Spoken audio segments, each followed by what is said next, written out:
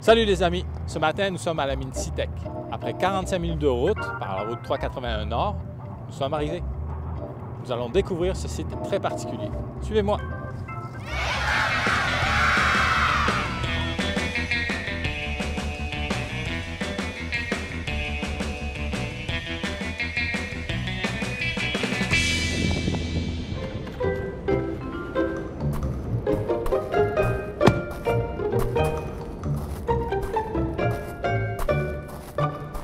Bon, Tommy, on est ici au plus haut point de la mine?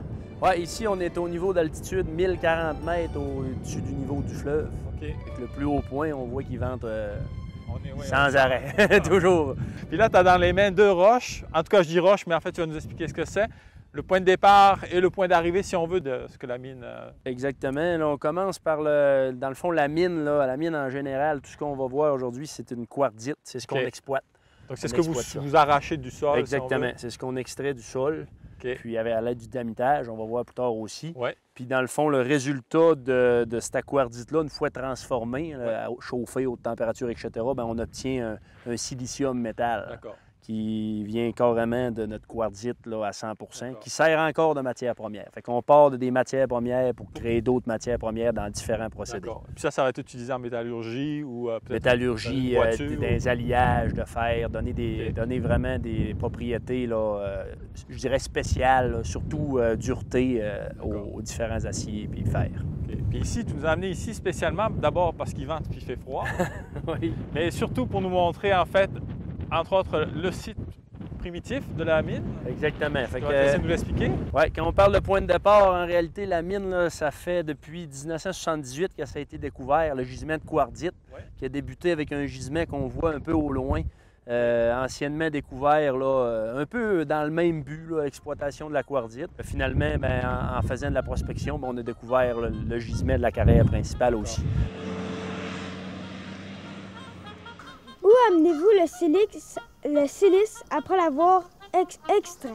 On s'entend qu'on fait, on fait le matériel qu'on a vu que tu as dans les mains, on fait ça. Et à partir de la même chose, ça, on va faire du sable qui va être utilisé pour fabriquer des comptoirs de cuisine. Exactement. Qui vont ressembler à du marbre. Exactement. Les imitations du marbre, là, très tendance actuellement là, au niveau de, justement, ça a des propriétés similaires au marbre, granit, etc.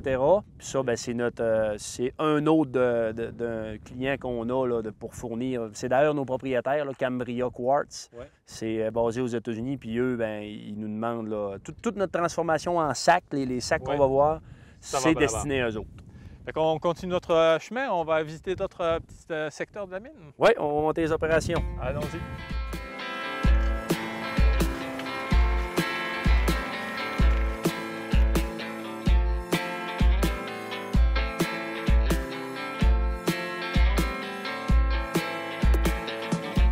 Ici, on est dans le bâtiment principal.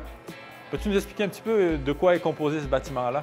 Notre bâtiment date de... Ça fait 3 ans qu'on a fait une extension, en réalité, pour accommoder plus de travailleurs, puis en même temps, un espace plus au goût du jour là, pour les pauses et repas. D'accord. C'est l'espace dans lequel on est ici? C'est l'espace ici, ce qu'on fait aussi à l'occasion des petits meetings là, pour les employés.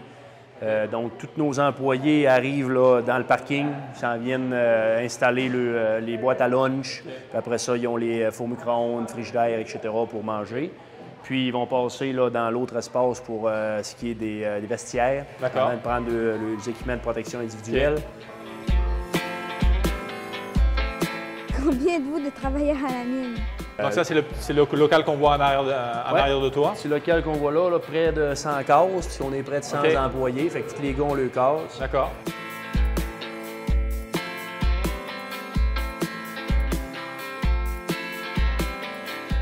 Quels sont les métiers exercés à la mine? Fait que Tommy, on est dans la zone de bureau, à l'étage du bâtiment principal. Peux-tu nous expliquer un petit peu comment ça fonctionne? On voit que c'est quand même un bureau à air ouvert, en tout cas là où on se trouve. Oui, exactement. Ici, mettons, le bureau comprend le plancher qui est à l'étage, par-dessus la cafétéria qu'on a vu tantôt. Puis on a un espace aussi mezzanine où on a d'autres bureaux, d'autres gens, là, services techniques, ingénierie, vont être à l'étage. D'accord. Puis nous autres ici, c'est plus contremaître.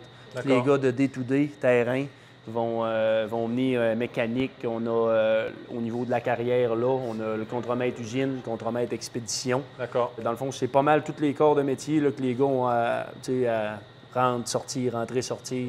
Donc, si je comprends bien, c'est vraiment le lieu où toutes les décisions se prennent, comme tu dis, day-to-day, c'est-à-dire toutes les décisions de jour le jour se prennent ici, Exact. à tous les niveaux, là, la mécanique, l'usine. Ouais, c'est l'endroit aussi qu'on fait un meeting par semaine. Au début de la semaine, on fait tout un meeting pour parler de chaque département. La semaine à venir, mettons, les enjeux, les priorités, s'il y a des défis, s'il y a des problèmes. OK. Ça, c'est vraiment l'espace, là, l'espace gestion. D'accord.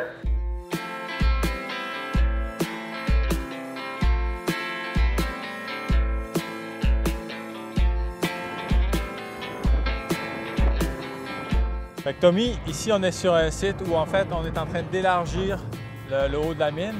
Peux-tu nous expliquer un petit peu c'est quoi le principe? Oui, exactement. Ce qu'on appelle en termes anglais, c'est un pushback. On fait un recul du mur. D'accord. C'est dans le but, c'est du développement. C'est dans le but finalement d'augmenter les réserves. Parce que comme on voit le mur, il y a quand même encore du matériel, de la quartzite qui est récupérable. Ouais. Avec nous autres, c'est exactement ce qu'on fait. On descend, mais d'abord et avant tout, bien, on se doit de reculer le mur. OK, c'est vraiment ça. L'idée, c'est vraiment de se reculer pour pouvoir descendre, aller chercher ce qu'il y a en dessous, là. Exactement, palier par palier. Quel outil avez-vous besoin pour travailler à la mine? Et puis là, on voit qu'il y a une pelle mécanique qui, elle, c'est la première qui fait le premier travail, si on veut, c'est elle enlève la terre. Elle enlève le mort-terrain, autrement dit. C'est tout ce qui est après la coupe d'arbres, autrement dit. Nous autres, on va aller chercher le végétal. D'accord. On va entreposer ça dans des endroits distincts pour Ouais. l'utiliser plus tard. D'accord. Et elle, c'est ce qu'elle est en train de charger d'un camion présentement. D'accord. C'est pour descendre encore une fois pour qu'on soit capable de prendre un prochain banc de production. D'accord. Donc là, on arrive sur un nouveau palier et là, la machinerie prépare le sol pour du dynamitage. Oui, c'est ça. Après avoir décapé là, bien là, ça, c'est une autre forme de décapage. Autrement dit, on enlève toute la roche qui est lousse Ouais. sur le patron de forage. Puis après ça, la foreuse peut venir forer des trous, habituellement 10 mètres, pour ensuite remplir d'explosifs et faire le dynamitage. D'accord. Et là, l'endroit où est la pelle mécanique et l'endroit jusqu'à l'endroit où est le pick-up, tout ça, ça va être dynamité et déplacé donc par la dynamite sur le côté puis récupéré. Exactement, exactement. Là, on va, une fois après avoir enlevé tout le lousse, la foreuse va rentrer et faire des trous. Ensuite, on va faire le dynamitage vers le nord. D'accord. Puis on va pouvoir réavoir accès encore là, avec le chemin plus blanc qu'on voit sur le palier Ouais. pour venir soutirer, transporter, D'accord. puis soit mettre là, au concasseur ou soit mettre dans des halles à stérile si le D'accord. matériel n'est pas bon. Une halle à stérile, c'est un tumulus, un amoncellement de déchets, si on veut. Oui, exactement. C'est vraiment un tas, là, un amoncellement OK. là, de Un peu comme ce qu'on a pierres. derrière nous, là. Ça, c'est une halle à stérile de minerais plus fins, Ouais. tandis que les halles à stérile qu'on est en train de voir, le type de roche, ça va être composé de matériel plus grossier. D'accord. Puis là, quand on regarde à côté de la halle qui est là, la blanche, on voit qu'il y a des paliers qui ont de la végétation. Alors, ça veut dire que la terre a été rapportée là pour comme rendre à la nature le lieu. Exactement. C'est pour revenir à l'état original. Quand on sait que les endroits de la mine sont terminés, donc ce qu'on appelle des murs finaux, comme cet endroit-là, c'est un mur qui est finaux, qu'on n'aura pas de pushback, on n'aura pas de retrait du Ouais. mur ultérieurement. Donc, ce qu'on fait, c'est qu'on revégétalise, on va reprendre la terre qu'on a repris initialement au début, comme la pelle mécanique qu'on a vue au loin. Ouais. Ça fait que cette terre-là est aménagée dans un endroit ce qu'on peut reprendre. Puis là, on va prendre des camions, puis on va retransporter, puis faire des formes de paliers comme ça, avec un peu d'enrochement, puis on va replanter là, du mélange B ou des types de gazon là, D'accord. assez arides, parce qu'il fait jamais Ouais. très, très chaud. OK. Fait qu'il faut que ça pousse. Fait que là, on voulait se déplacer. On va se déplacer sur notre site. On va aller voir vraiment la production. La production, L'extraction. exactement. Ouais, on va partir du développement. On va vous montrer vraiment l'endroit qu'on est en train d'exploiter, là, la quartzite en tant que telle. OK, allons-y. Parfait.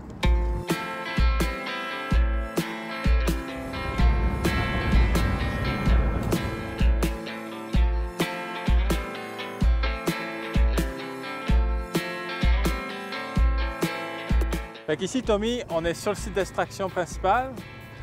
Alors, on part de ça qui a été dynamité. On le ramasse, puis on va l'amener plus loin pour qu'il soit transformé. Exactement. La première transformation part de la carrière en tant que telle. On est vraiment dans le terrain de jeu ici. Là, tu parles d'une roche, là, mettons, de 8-10 pouces, mais on peut avoir là, de 1 pouce à 3 pieds. OK. Ça, c'est à l'état brut. C'est après dynamitage. OK. Chargement d'un camion, Oui. transport dans le concasseur pour une première transformation. D'accord. C'est ce qu'on va aller voir tout à l'heure. On va aller voir ça tout à l'heure. Fait que, on voit aussi les paliers, les différents paliers là, depuis les années d'exploitation qu'on a. Ouais. 10 mètres avec un petit catch bench, autrement dit, pour récupérer les roches qui peuvent tomber. D'accord. Puis Ouais. c'est comme ça qu'on procède. Donc ça, c'est la sécurité en fait. Quand on, Ouais, c'est la quand on fait de sécurité des l'extraction, on fait toujours des paliers pour qu'il y ait des endroits où les roches qui peuvent débouler s'arrêtent. Pour que les travailleurs soient en sécurité. Exactement. Puis là, on a un résidu d'eau. Oui, la carrière, dans le fond, l'hiver n'est pas en opération naturellement, puisqu'on a besoin d'eau pour nos opérations. Donc, elle va se remplir d'eau, là, je vous dirais, là, presque qu'à moitié, là, à hauteur de la pelle mécanique qu'on voit là-bas. D'accord. Puis nous autres, on va pomper Oui. pour être capable de garder encore un petit peu d'eau pour nos besoins au concasseur, pour le lavage. OK, Mais d'accord. c'est toute de l'eau qui part de la carrière, qui est arrivée par les précipitations. Oui. Elle va être naturellement pompée un peu quand elle est naturelle, quand elle n'a pas eu encore aucune opération. Puis par après, on garde tout en recirculation. Tous des petits lacs là, qui sont tous communs les uns les autres avec un système de pompage OK. pour garder l'eau là, dans un circuit fermé. OK, ça veut dire que vous réutilisez l'eau Exactement. sans cesse. Là. Sans cesse. Puis là, on voit la montagne originelle. On voit un peu, on imagine en tout cas la forme que devait avoir la montagne avant le début de la carrière. Là. Exactement. Le même profil en réalité. Où ce qu'on est là présentement, bien, c'était une montagne de bois comme c'est là, avec du mort-terrain qu'on a tranquillement, pas vite, là, diminué pour faire un trou là, qui a... En hauteur, là, on parle quand même de 100 mètres de dénivelé. OK. Plus de 300 pieds de dénivelé là, avec les années. OK, qui ont été excavés. Qui ont été excavés. Fait que là, on va se déplacer à une zone où on va voir le travail de concassage, donc de préparation de la matière première avant son départ vers les usines. Exactement. Les différentes usines, nos différents clients. Fait qu'on va aller au concasseur. D'accord. Allons-y. Allons-y.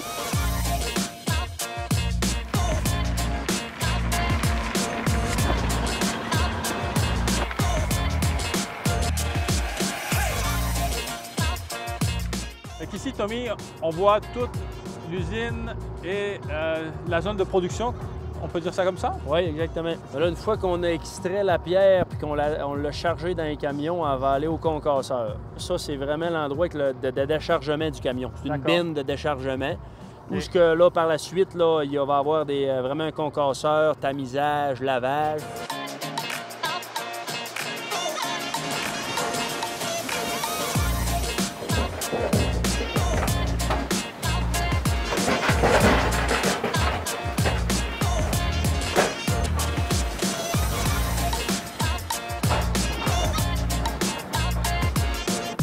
Le résultat, ça sort des convoyeurs. C'est une roche là, mettons, de 1 pouce à 6 pouces. D'accord.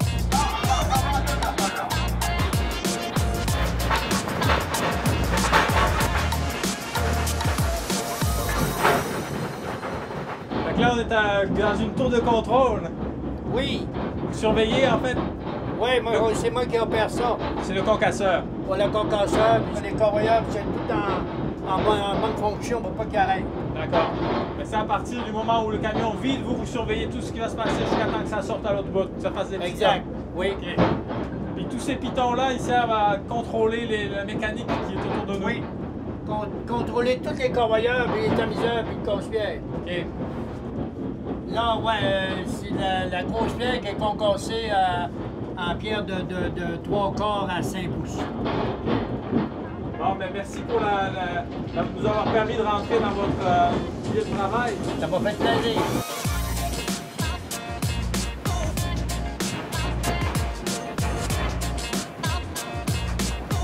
Pendant qu'on est ici aussi, on voit comme l'ensemble du site. Là, ça fait qu'on a d'autres concasseurs. Il y en a un, entre autres, qui est en train d'être reconfiguré, on peut dire ainsi, un projet en bas. Voilà la structure noire là-bas. Structure en bas. Puis on a l'usine aussi, ça c'est une transformation qu'on peut dire secondaire, où ce qu'on va raffiner, au lieu d'être de la grosse pierre, on va raffiner en petit matériel comme un sable qui sert dans les comptoirs de quartz. Les fameux. Puis on va passer par là aussi vous montrer le résultat. Donc là, l'usine, c'est vraiment le bâtiment là-bas. Là. Bâtiment bleu qui est ouvert annuellement, où on a beaucoup de travailleurs à l'intérieur sur 2 chiffres, base jour-soir, 20 heures par jour. D'accord. Presque sans arrêt. Là. Une forte demande, puisque les comptoirs sont quand même très populaires là, avec la mode, là, puis c'est très tendance. OK.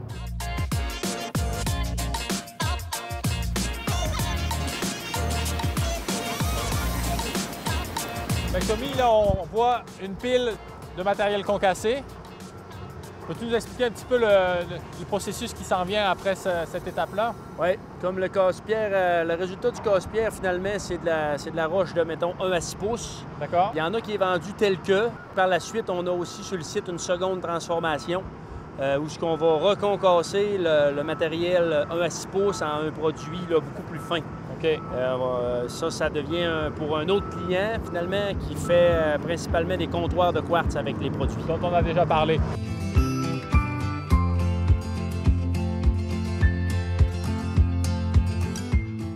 Est-ce que le silice est payant?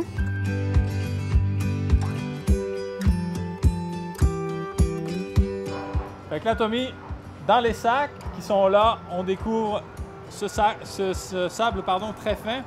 Exactement, c'est un sable de silice quartzite, dans le fond, granulométrie très petite, très blanche aussi, qui est le résultat du concassage de seconde transformation.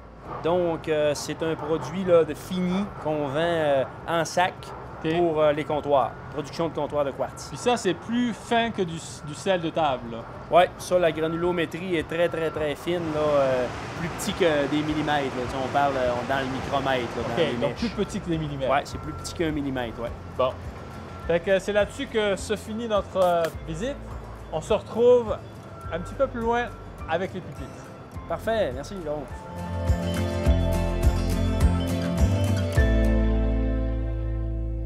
Bon, Tommy, nous voilà au milieu de la carrière. On va d'abord, je voulais d'abord te remercier pour la visite, puis remercier Citec aussi de nous avoir accueillis sur le site aujourd'hui. Puis je voulais profiter de ce moment avec nos pupitres pour te faire participer, comme les autres, à notre petit questionnaire DTV. T'es né où, Tommy? Je suis né à Saint-Urbain. Tu as fait ton école primaire à quel endroit? L'école Dominique Savio. À Saint-Urbain aussi? À Saint-Urbain aussi, exactement. OK. Puis la suite de tes études, ça ressemble à quoi après ça? Après avoir fait mon primaire, naturellement, je suis allé à l'école secondaire à Saint-Aubin, polyvalent de Saint-Aubin. Oui. Après le secondaire 5, j'ai fait 2 années de cégep à Malbaie, en sciences de la nature. OK. Puis après ça, vu que je faisais du sport pas mal, j'ai comme pris une session de plus pour aller finir mon cégep à Québec, à Garneau. Oui. Puis après ça, j'ai rentré tout de suite à l'Université Laval pour 4 ans là, pour mon baccalauréat en génie minier. OK. Donc, tu as vraiment fait des études universitaires sur les mines, finalement. Sur les mines à 100 Dans ce temps-là, écoute, c'était pas beaucoup populaire. Présentement, c'est de plus en plus populaire. Là. On était seulement à 12 là, dans mon année là, à avoir gradué. Puis, c'est un bac de 4 ans très intéressant parce qu'il y a beaucoup de... il y a 3 stages. Comparativement à plusieurs autres départements, il y a 3 stages à l'interne du 4 ans, des années d'études. Fait que ça m'a permis aussi, là, avant de venir chez Citec, d'aller explorer le Québec, là, un peu dans le nord du Québec, Fermont, etc., dans d'autres mines. Puis, pendant tes études, c'était quoi tes passions? Pendant mes passions, naturellement, j'ai fait du sport beaucoup au niveau du hockey. Jouer au hockey à sport-études aussi. J'ai tout le temps continué de jouer au hockey comme encore présentement, mais plus ligue de garage. Ouais. Puis après ça, j'ai joué de la musique aussi avec plus au secondaire, un petit groupe de musique là, pour s'amuser. Chasse, pêche aussi, là, avec plus mes parents, familial. À quel moment tu as décidé de venir travailler pour Citec ici dans Charlevoix? Bien, j'ai connu le domaine minier, premièrement, grâce à Citec, parce qu'on a des gens ici, là, comme par exemple Dominique Iorio, que ça fait plus de 20 ans qu'il est pour Citec. Puis quand j'ai rentré, là, une de mes premières jobs étudiantes, c'était trieur de roche chez Citec. Donc les étés, je venais trier de la roche manuellement. Fait que ça m'a permis de connaître le domaine minier. par le biais un peu de Dominique, qui lui, des fois, venait voir les jeunes, il gérait le site pas mal, fait qu'on était capable de dire... Ben, il nous a, mettons, initiés à ça. Là. Les fins de semaine, on pouvait aller faire des fois des marches dans la forêt là, pour trouver du quartz. C'était aussi niaiseux que ça. OK. Vu que c'était une entreprise qui était familiale aussi là, avec M. Turner. Fait que là, j'ai grandi tranquillement dans le domaine minier les étés. Puis quand c'est venu le temps de choisir ma carrière, ben j'ai dit pourquoi pas. Puis aujourd'hui, dans ton travail au quotidien, tes défis, ça ressemble à quoi? Les défis d'aujourd'hui, naturellement, c'est toujours joindre un peu la base, c'est-à-dire la santé-sécurité, tout l'environnement, pour que ça reste sécuritaire, avec suffire à la demande, fournir les clients qu'on a d'année en année. Par rapport à ton parcours scolaire, puis ton travail d'aujourd'hui, tes défis, est-ce que tu trouves que ton parcours scolaire a vraiment aidé ou t'aide encore tous les jours au quotidien à relever ces défis-là? Oui, définitivement. Là, quand j'ai été ici, j'ai eu la chance aussi de connaître là, une personne, Jacques McNicol, qui était ici pendant 40 années, qui, lui, était un très bon mentor pour côté expérience. Mais vois-tu, on s'est tout de suite bien entendu grâce un peu à mon background scolaire, grâce un peu à ce que j'ai appris à l'école. Parce qu'il savait qu'au moins, je ne partais pas de zéro. Fait que définitivement, j'avais déjà une longueur d'avance par rapport à quelqu'un qui ne connaît pas pantoute le domaine. C'est ce que l'école m'a appris. Naturellement, l'expérience est venue avec. Connaître des gens qui connaissaient déjà le domaine. Puis d'en faire. Je veux dire, l'expérience fait foi de tout là, au bout de la ligne quand même. Mais pour connaître les termes, tu n'as pas le choix quand même d'avoir la partie théorique, école, en arrière de tout ça. Donc, toute cette base d'études t'a vraiment aidé comme un tremplin pour te réaliser dans ton métier. Oui, tremplin. Puis je donne souvent, par exemple, des fois, là, on va à l'école là, soutenir un peu nos jeunes, là, juste pour faire connaître le domaine. Puis vois-tu, là, aussi niaiseux que la règle de Pythagore, mettons, en secondaire 3 qu'on va apprendre, bien, c'est des choses qu'au day-to-day, là, à tous les jours, là, souvent, on en a besoin. Mesurer un trou de forage, s'il est en angle, OK? Dans le fond, c'est des triangles rectangles avec Pythagore pour savoir ta profondeur de trou. C'est des exemples que je donne aux jeunes, mais que dans le fond, oui, il y a le parcours scolaire universitaire, mais ça commence vraiment à partir du secondaire. Échec et réussite, pour toi, ces deux mots-là, à quoi ils te font penser? À quoi ils me font penser? Bien, c'est sûr que naturellement, si je pense au mot échec, bien, j'en ai eu comme tout le monde. Je veux dire, à l'école, je vous dirais pas que quand je faisais l'étude plus le sport en même temps, loin de chez mes parents, sport-études à Québec, mettons, à 15-16 ans, c'était quand même, tu t'ennuies un peu de tes parents. Quelqu'un qui est local ici, pas habitué d'être en ville, tu peux trouver là, les moments plus durs. Fait que mélanger à des examens plus faibles. Je me souviens aussi des échecs à l'université, première session que j'ai été. J'étais quand même bon à l'école. J'ai arrivé première session, puis les premiers examens, là, ma plus haute note, c'était 40 %.